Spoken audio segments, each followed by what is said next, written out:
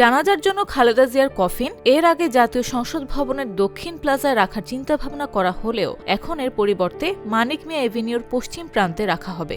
সংসদ ভবনের ভেতরের মাঠ, বাইরের অংশ পুরো মানিক মিয়া এভিনিউতে জানাজা অনুষ্ঠিত হবে। বিষয়টি নিশ্চিত করে প্রধান উপদেষ্টার উপপ্রেস সচিব আবুল কালাম আজাদ মজুমদার জানান, বাংলাদেশের জাতীয় নেতাকে সর্বস্তরের জনগণ যাতে নির্বিঘ্নে সম্মান জানাতে এবং তার জানাজায় অংশ নিতে পারেন সেজন্য যাবতীয় প্রস্তুতি সম্পন্ন করছে নিরাপত্তা বাহিনী সহ সংশ্লিষ্ট রাষ্ট্রীয় সব দপ্তর। মানিক মিয়া এভিনিউয়ের চারপাশের সড়কগুলোতেও যেন জনসাধারণ অবস্থান করতে পারেন সে ব্যাপারে প্রয়োজনীয় ব্যবস্থা নেওয়া হচ্ছে।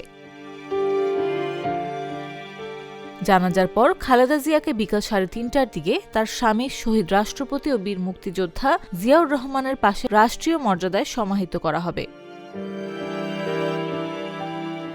এ সময় তার পরিবারের সদস্য, রাষ্ট্রীয় গুরুত্বপূর্ণ ব্যক্তি, সরকারের দায়িত্বপ্রাপ্ত ব্যক্তি, বিদেশি অতিথি, রাষ্ট্রদূত ও বিএনপি মনোনীত রাজনীতিবিদরা উপস্থিত থাকবেন।